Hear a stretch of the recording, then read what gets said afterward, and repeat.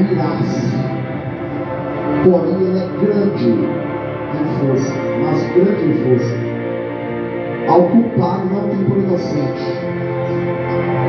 O Senhor tem um caminho na tormenta, o seu caminho na tormenta e na tempestade.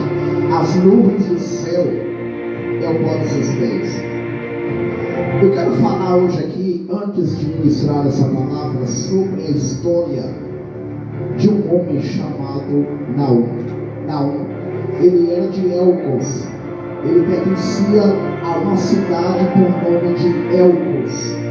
E ele recebeu o nome de Elcosita porque ele era da cidade de Elcos. Naum, ele pertencia a essa cidade. Uma cidade que era aproximadamente bem próximo do mar, bem muito próximo do mar. E por isso, talvez seja por isso que ele, sendo profeta e por receber esse nome, Naum, ele foi muito reconhecido. Eu quero falar aqui hoje acerca de profetas que Deus, ele chama para entregar um recado. Deus não chama profeta somente para entregar um recado para dentro da sua nação. Deus, ele chama o seu profeta para uma missão. E quando eu leio a Bíblia Sagrada sobre essa passagem, é como se eu estivesse voltando um pouquinho atrás. É como se eu estivesse voltando um pouquinho a quase 200 anos atrás, quando um profeta também como esse foi usado por Deus. Esse profeta, segundo a tradução vai dizer, a tradução do seu nome significa pombo. Jonas, a tradução do seu nome significa pombo. E por que pombo? Jesus vai dizer uma certa vez para os apóstolos, para os discípulos, ele fala assim, sede simples como uma pomba e prudente como a serpente. Por que Jonas ele era comparado como uma pomba? Por que Deus deu esse nome a ele? Por que o nome Jonas foi comparado como um pombo? Por que o nome dele é esse em comparação? Porque é Deus dizendo assim para ele, você não é prudente, mas você é simples. E por que Jonas era simples? Para nós saber um pouquinho da sua simplicidade, devemos voltar um pouco no seu passado. Quando voltamos um pouquinho na Bíblia Sagrada, no livro das Reis, que fala sobre um período em que Jonas entrega um recado para o rei sobre navios que o rei naquela época estava fabricando, estava deportando para Israel. E nesse período navios já estavam sendo importados, navios já estavam sendo em andamento. E nesse período aconteceu que esse profeta ele agora chega e conta, ele agora chega e entrega o recado para o rei.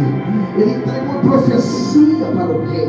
Segundo diz a história, ele teve um ministério abrangente na terra, um ministério aproximadamente de 40 anos. Foi o período do seu ministério histórico na terra. Jonas, ele foi o quarto profeta. Ele foi o quarto profeta. Primeiro veio Elias. Imagine só. Aí coloca aí na linha: Elias, Eliseu. Aí você coloca Micaías. Aí você coloca Amitai. E você coloca Jonas. O que isso quer dizer, irmão Tarcísio? É muito simples. Por que Jonas recuou? Por que Jonas fugiu? Por que Jonas foi rebelde? Por que Jonas desobedeceu? Por que Jonas voltou atrás? Por que Jonas, Deus falou para ele, vai para cá, mas ele foi para cá? Jonas, ele tinha motivo para questionar, não tinha? Por que Jonas deixou para questionar com Deus no final? Olha para você ver, Deus, ele chega para Jonas e fala assim: Jonas, ele chega para Jonas e fala assim: olha, veio a palavra do Senhor a Jonas, filho de Amitai, profeta, filho do profeta Amitai, chega para ele e fala bem assim: olha, vai, desce a cidade de Nínive, proclama contra ela, porque a sua malícia chegou até mim. A sua malícia chegou até mim. Agora escute bem.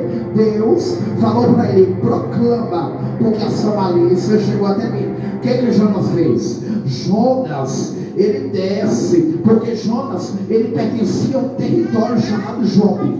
Jonas desce e ele vai pegar um navio. Ele pega esse navio, porém esse navio que ele vai pegar, ele vai comprar a passagem do navio.